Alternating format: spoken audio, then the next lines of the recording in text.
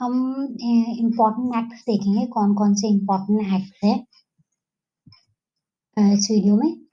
Important acts हैं apprentice act 1850, fatal accident act 1853, merchant shipping act 1859, workman's breach of contract act 1859, first factory act 1881।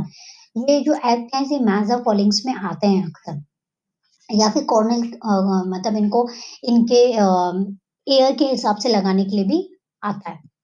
Indian factory act 1891, factories act में amendment किया गया 1912, 1923 and 1934 में। The workmen's compensation act of 1923, provincial maternity act 1929 to 40, payment of wages act 1936 and Bombay industrial disputes act of 1938। Reformatory Schools Act of 1870, Madras was the first province to pass the Children's Act in 1920। तो पहला children's act हुआ 1920 में, फिर बंगाल और बॉम्बे में भी हुआ। Legislation for the control and prevention and treatment of beggary was passed in 1945। भिखारियों के कंट्रोल, प्रिवेंशन और ट्रीटमेंट के लिए एक्ट पास किया गया 1945 में, बॉम्बे और मद्रास की गवर्नमेंट ने। फिर royal commission on labour in 1831, widow remarriage act 1856, age of consent act in 1891, age लड़की का कंसेंट लिया जाता था वो 1891 में हुआ। फैक्ट्रीज एक्ट 1948, फिर एक और अमेंडमेंट किया गया जिसमें फिर एक्ट निकाला गया 1948 में। इसमें गवर्नमेंट ने सेक्शन 85 में हेल्थ, सेफ्टी, वेलफेयर और चिल्ड्रन कितने बजे तक काम करेगा, उसकी एज क्या होगी, वेजेस क्या होंगे, हॉलीडेज क्या होंगे वर्कर के, ये सब इस सेक्शन 85 में दिया गया।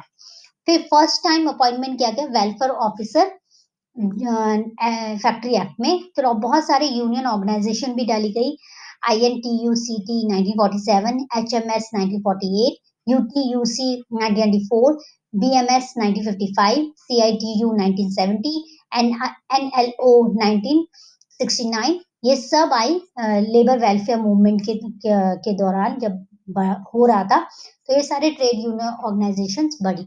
और ये क्वेश्चन आ भी चुका है यूजी नेट में कि इनके एयर के हिसाब से लगाया जाए। ये पूछा गया कि सबसे पहले कौन सा ट्रेड यूनियन आया था।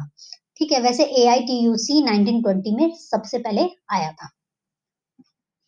मैं 5 ईयर प्लान के हिसाब से बता रही हूँ कि 5 ईयर प्लान्स में कौन-कौन से एक्ट बनाए गए।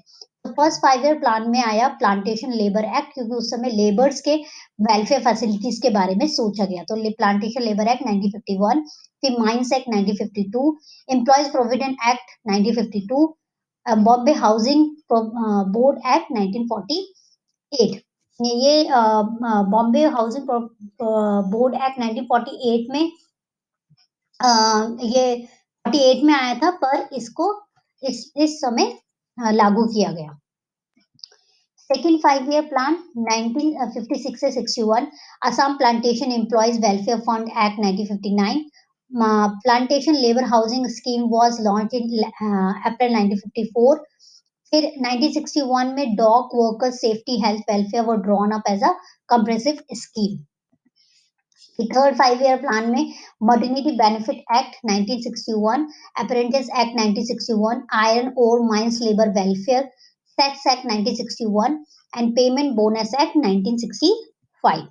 फोर्थ ईयर 5 में contract labour act regulation obligation act 1970, payment of gratuity act 1972, employees family pension scheme 1971। इसमें इकोनॉमिक बेनिफिट्स के बारे में सोचा गया लेबर्स के। फिफ्थ 5 ईयर प्लान में स्ट्रेस दिया गया सेफ्टी सेल्स के बारे में कि इंडस्ट्रियल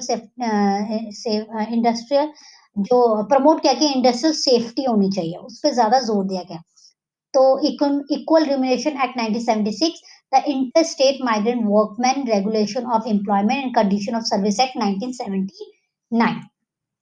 फिर 6 5 ईयर प्लान में कोई एक्ट तो नहीं हुआ, पर सोचा गया कि agriculture labour, artist, handloom weavers, fisherman के लिए भी के बारे में भी सोचा जाए, लेजिस्लेटिव मेजर्स लाए जाए। और 7th प्लान में भी अनऑर्गेनाइज्ड सेक्टर्स के रूरल और अर्बन एरियाज के इंप्रूवमेंट के बारे में सोचा गया।